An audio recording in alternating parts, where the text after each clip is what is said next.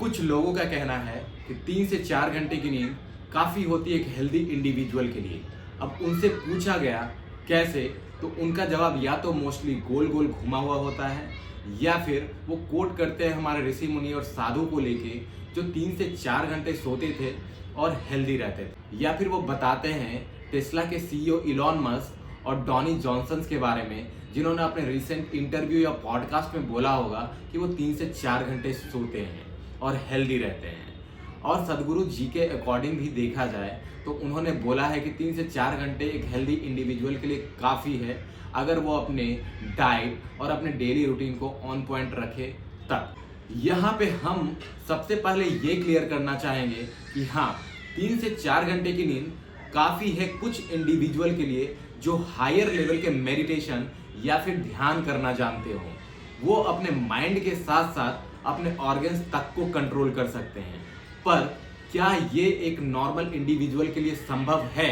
अब सदगुरु जी की ही बात करें तो वो अपने आश्रम में सांभवी महामुद्रा की प्रैक्टिस करवाते हैं, जो यूजुअली 12 से 18 महीने तक का होता है, जिसमें आपकी पल्स रेट को 50 से 60 तक कम करके लाया जा सकता है, जिसकी वजह से आप रेस्टफुल स्टेट में जाके अपने स्लीप ड्यूरेशन को कम कर सकते हो। पर अगेन, क्या ये एक नॉर्मल इंडिविजुअल के लिए संभव है?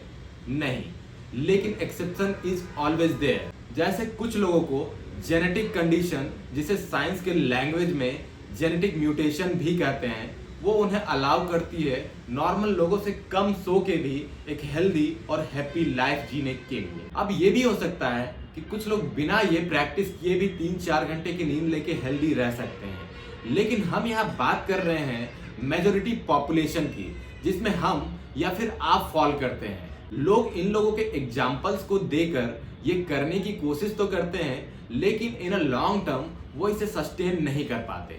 अब बात करते हैं साइंस की, क्योंकि मोस्टली लोगों को साइंस और रिसर्च पे ज़्यादा भरोसा होता है। एक रिसर्च कंडक्ट किया गया जिसमें 3 ग्रुप में लोगों को डिवाइड किया गया। एक ग्रुप के लोगों को 8 घंटे की नींद दी गई, दूसरे ग्रुप के लोगों को 6 घंटे की और तीसरे को सिर्फ 4 घंटे की नींद दी गई, और इसे कुछ वीक तक परफॉर्म किया गया।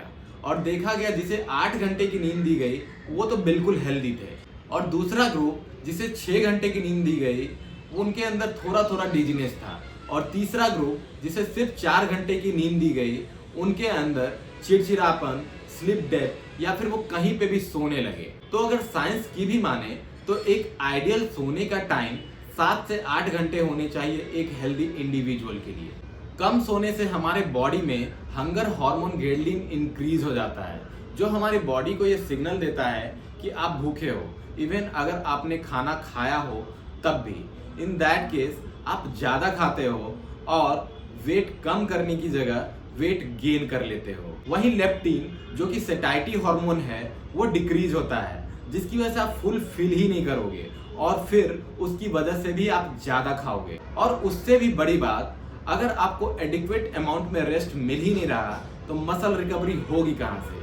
और अगर मसल रिकवरी नहीं हो रही है तो मसल गेन तो भूल ही जाओ। मोरल ऑफ द स्टोरी, देखो, या तो आपने सदगुरु जी के महामुद्रा को प्रैक्टिस किया हो, या फिर आप हायर लेवल का मेडिटेशन या ध्यान करना जानते हो, या फिर आप भी उन रेयर जीन्स में से हो, तब तो आपको कोई परेशानी नहीं है कम सोने में। लेकिन इन सब के नहीं होने के बावजूद भी अगर आप कम सोते हो तो इन शॉर्ट टर्म आपको fatigue, irritability, lack of focus और स्लोअर एक्शन टाइम देखने को मिलेगा। वहीं लॉन्ग टर्म में heart disease, obesity, high BP या डायबिटीज देखने को मिल सकता है, और साथ ही साथ डिप्रेशन और एंजाइटी जैसे मेंटल हेल्थ कंडीशन भी। और उससे भी बड़ी बात, कम सोने वालों का लाइफ स्पैन ज़्यादा सोने वालों के लाइफ स्पैन से कम होता है। सो 7 से 8 घंटे सोना है, और हो सके तो अपने स्लीप को ट्रैक करना है, क्योंकि sleep is a non negotiable part of our daily routine.